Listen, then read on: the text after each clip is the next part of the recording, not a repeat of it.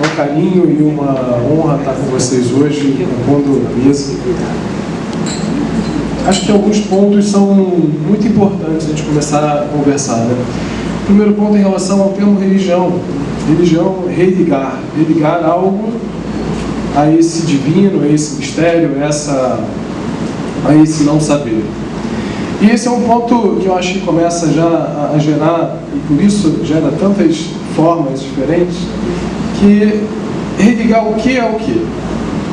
Se quando, eu sei que vocês vão falar isso melhor do que eu, mas se quando Jesus diz que ele e o Pai são um, qual é a diferença?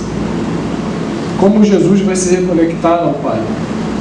Como a gente vai se conectar a esse mistério da vida, que se manifesta em diversas formas em tudo que existe, se não existe distinção entre as duas formas?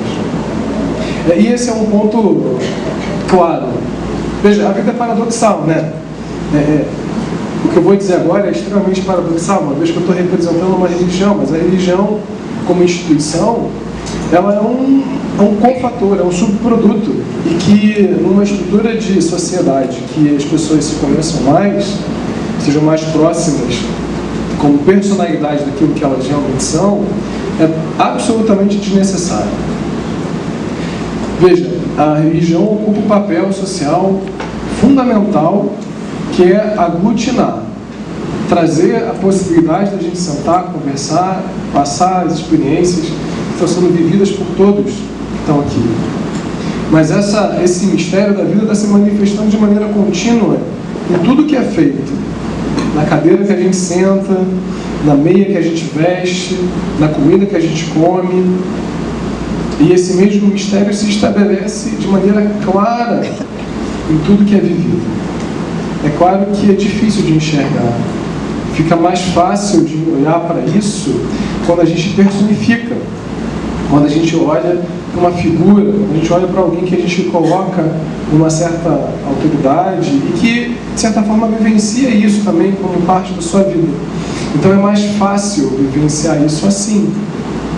Mas à medida que esse olhar, vou usar um termo difícil, mas esse olhar para dentro começa a se manifestar no seu dia a dia, a câmera, o saibaba, o porteiro, são todos manifestação desse mesmo mistério, que a gente pode chamar de amor. São todas formas de amor. E é difícil para a nossa personalidade olhar para determinadas formas desafiadoras e enxergar amor. Mas é amor. Ponto seguinte, em cima da questão do papel, de como a gente está vivendo isso, veja, essa urgência acontece de tempos imemoriáveis. Todos os relatos mais antigos, que começam lá na Índia, que deu origem ao próprio yoga, que depois foi se desenvolvendo como Vedanta, o ponto já era o mesmo. Nós estamos degenerados. Essa degeneração, que é um sintoma, uma coisa perceptível que a gente enxerga, como nossas falhas de caráter, nossas falhas de função, elas estão aí há milênios. E aí sim a gente entra nessa discussão de que a gente está vivendo um momento crítico. E o momento é crítico. Qual é a urgência do momento? É se perceber não distinto desse mistério. Essa é a urgência. E uma vez que isso começa a acontecer, você começa a ver essa manifestação em tudo que existe. Então, quando me perguntam, né, o que eu sou monge, o que eu faço, veja, eu tenho filho, também tenho vida, na tradição que eu faço parte, isso não é uma exigência da religião de que eu não posso vivenciar os outros fundamentos da vida humana. Mas eu tenho que fazê-los de maneira extremamente coerente, entendendo que eu estou lidando com o mistério da vida a todo momento. Então fica difícil, vou falar uma palavra de novo que vocês vão poder me ajudar, mas é difícil eu resolver mentir para Jesus no meu dia a dia. E quando eu encontro o meu porteiro, é Jesus. São os meus olhos que não conseguem enxergar a manifestação de amor. E amor é puro. Veja, esse é um ponto também crucial. A gente começar a discutir amor. Não existe, ainda quando existe eu amo você, existe um eu, um sujeito, que ama um determinado objeto. Isso pode ser a minha mãe, pode ser a minha esposa, pode ser o meu filho, pode ser a instituição que eu vivencio, que eu pratico, pode ser a miríade de fenômenos que são perceptíveis nos sentidos, ou seja, tudo que eu percebo.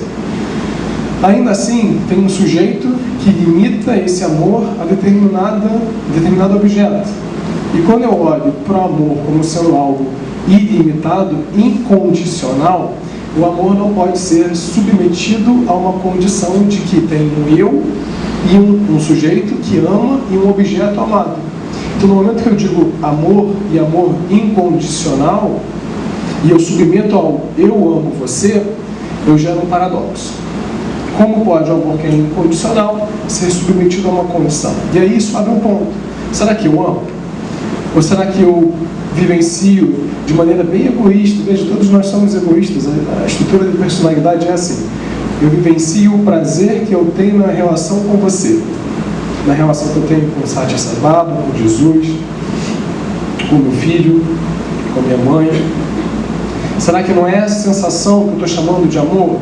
Mas amor não é uma sensação. Amor é o mistério da vida, um manifesto. E como é que a gente vivencia isso? Quando a gente começa a olhar de forma menos condicionada para tudo que a gente percebe. Então, amor é incondicional. E não está limitado a um eu que ama algum objeto. Alguém. Não. Quer dizer que as minhas relações não são de amor? Ao contrário. São todas amor. É um paradoxo. Porque só existe amor. Mas é difícil enxergar amor na violência, é difícil enxergar amor no feminicídio, é difícil enxergar amor no estupro, é difícil enxergar amor nessas coisas. Krishna era um que enxergava amor nessas coisas. Jesus era um que enxergava amor nessas coisas. O que não quer dizer que eles se omitiam do que devia ser feito. Em momento nenhum. Em momento nenhum. Então, uma coisa é olhar com clareza para os fenômenos que estão em volta e entender que isso é manifestação, é amor. Outra coisa é se omitir e dizer, então não tem que fazer nada. Não. No momento que uma injustiça acontece, ela exige, ela chama, é uma pergunta que exige uma resposta, exige um engajamento. O que não quer dizer que você viva engajamento sem ter pergunta. No momento que a pergunta se abre e se desdobra, a gente tem que lidar com isso. Como a gente lida com isso? Depende de como a nossa personalidade está centrada. Enquanto essa personalidade está firme nesse mistério, que não tem nome. E no Zen budismo, a gente chama esse centro, isso que a gente chama culturalmente aqui de alma, a gente chama de shunyata, que foi traduzido como vazio, como se a sensação fosse de vazio, mas o ponto não é vazio. Veja, olha a quantidade de fenômenos em volta. Não tem como dizer que isso é vazio, mas eu tenho como entender que as minhas percepções, sejam os meus 5 sentidos, seja a imaginação, a memória, elas ficam com a periferia que não conseguem alcançar esse centro. Então, o centro me parece imperceptível, inacessível aos sentidos. Então, parece que é vazio. Então, por isso que veio o termo shunyata, por isso que a gente chama, na tradução em português, de vazio. Mas não é vazio. Isso é a manifestação de todas as coisas, de todas as formas. Qual o papel da religião nisso? Qual o papel da minha religião nisso? Veja, um ponto crucial. Religião é aquilo que tem rito. Então, se a gente assume uma postura de realizar determinados ritos, que sempre passam por acolhimento, sempre passam por acolher, receber, obviamente isso é uma religião. Então, quando eu pergunto se o budismo é uma religião ou uma filosofia, que os budistas gostam de dizer que são filosofia, a gente diz, é claro que é religião. Eu tenho rito. Tem casamento, eu tenho funeral, eu tenho ordenação, eu tenho ritos. Então, a gente tem rito. A gente tem rito. Isso é religião. Então, a religião com um papel, sim, social, importante, de aglutinar, de trazer para perto, e de promover um espaço em que a amorosidade seja mais fácil de ser percebida. Se não está funcionando assim, olha de novo e revê. O outro ponto fundamental dessa discussão é o que a gente vivencia nesse dia a dia. E aí volto de novo ao ponto que está sendo discutido desde o início, que é a amorosidade. Enindi quer dizer tempo do cuidado amoroso eterno. Tempo do cuidado amoroso eterno. Por quê? A gente tem que cuidar de maneira amorosa. Por quê? Porque na medida que eu olho e enxergo que a cadeira é esse mesmo mistério da vida e indissolúvel, indivisível daquilo que é o próprio mistério, vou usar um termo difícil, Deus, usar o termo Deus é delicado, cada um entende uma perspectiva disso, mas que a cadeira é Deus, eu não posso tratar essa cadeira de forma não compassiva, não amorosa. Então, se eu chuto o armário, quando eu estou com uma explosão de raiva, eu deixo de enxergar que o armário é Deus. Quando eu faço isso de maneira solta e não percebida, não olhada com carinho, com atenção, é o ponto que chama, opa, não vi, em algum momento eu não enxerguei, centra, organiza de novo.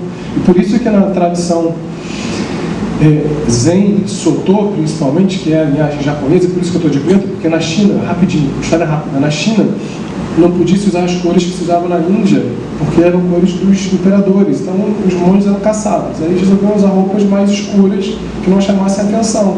Isso foi para o Japão, se organizou como uma mistura religiosa e catou eu de preto, quando no Brasil era para estar de branco.